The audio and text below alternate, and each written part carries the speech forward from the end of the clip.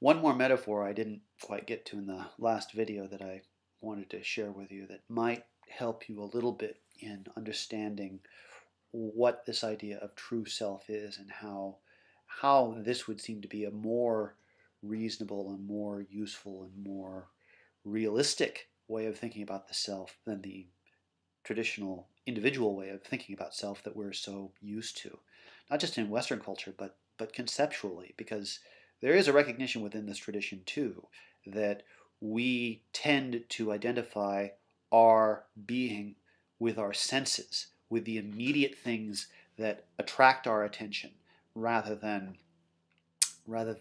what it is that makes it possible for these things to be the case. An analogy or a metaphor that might help you with this. Imagine, if you will, a gemstone, an infinite gemstone, okay? A gemstone without limits. And imagine that it's cut infinitely.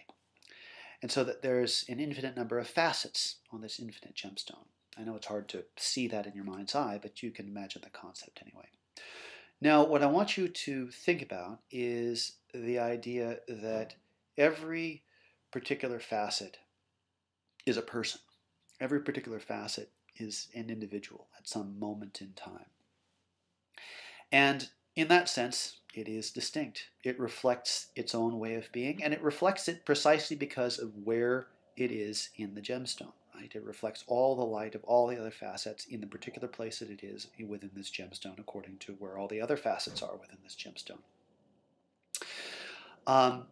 And in that sense, you can certainly talk about the distinctness of this gemstone, right? Of course you can.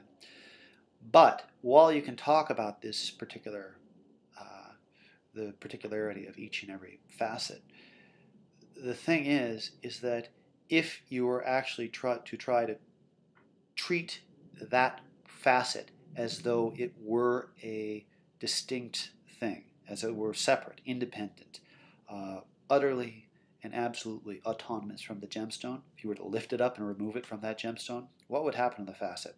Well, it's not just that the facet would be destroyed or that it would break. It would cease to be. It would suddenly become a contradiction. It makes no sense to remove it, right? The facet is what it is, not because it's individual, but by virtue of being part of that gemstone, by virtue of what it reflects within that gemstone. So it is with the individual. It seems as though the individual, with the individual mind, with the individual senses, with the individual experiences, with the individual moments, that are all shifting and changing and moving through this cycle of samsara, they all seem to be separate. They all seem to be distinct, don't they? And yet, if we ask ourselves, what is it that makes it possible for this individual to be? It's that there's this underlying continuity to the nature of reality itself that allows that to be. Just the same with the facet, so it is with us. Okay? So this is something to keep in mind with this as well. Now, one last thing I guess I'd like to be able to get at with this is, where does this lead all of us? Well, one of the things you can see is it does a great deal, this system does a great deal of explaining why it's so hard to live a life that avoids suffering. It's not just that life is hard or difficult or sucks or whatever, or sometimes there's ups and sometimes there's downs, and you got to have a chin up and good attitude and all that. I mean, yeah, I suppose so. But that doesn't really deal with the basic problem, does it? The basic problem we're dealing with is the fact that of how difficult it is to see what we actually are. It is so difficult to see what it actually is to be. Not just to be a person, but to be consciousness itself, right?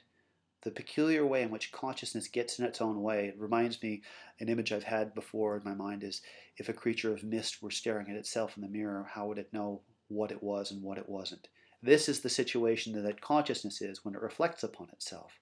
It distracts itself by virtue of its own activity. So how do we overcome this, and what is it to overcome this?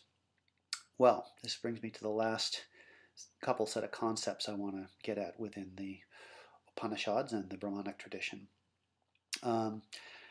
To overcome this ignorance, to overcome this suffering, to recognize the true self as true self, this is called moksha.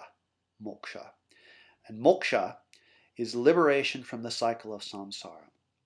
It is, it's spelled M-O, it's probably K, I guess in English it would be S-H. It's a letter that you don't actually have a corresponding sound for in English, but M-O-K-S-H-A. And moksha, liberation from the cycle of samsara, it is not just the end of rebirth. What it is the realization of true self as true self. Some people hear this and it seems kind of distracting or disheartening or upsetting in some way. But it need not be. Indeed, the only reason it seems that way is because it's seen from the point of view of ignorance, from the point of view in which we think we are this thing or that thing or one thing or the other thing. And we aren't any of these things. We are the totality of all of them. We're the underlying condition for all of them. The realization of that is what ends samsara. There isn't any particular thing that you can do to end samsara. You cannot, and this is an important point too, it's going to come up in a couple of the Upanishads, is that there's no way in which to use karma to undo samsara. Karma, activity, can be used to bring us to a point where we are in a position to see reality as reality. It can help prepare us. It is, I don't know if you've ever heard the word propedeutic. It's something that sets us up so that we can begin doing the right thing, right?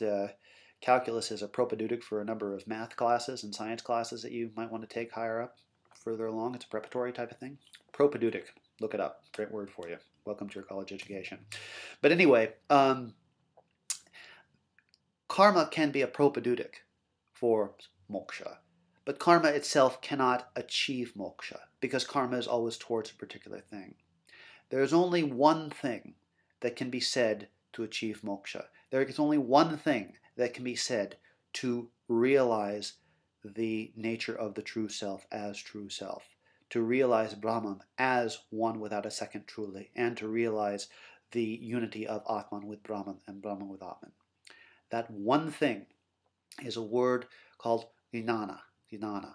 It's spelled J-N with a tilde over it, A-N-A. Looks like Jnana if you pronounced it sort of phonetically in English, but Jnana.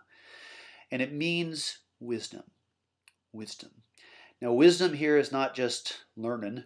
You know, as we've talked about, you could learn every single fact there is ever to know ever and still be inexorably stuck in the cycle of samsara and the problems of suffering.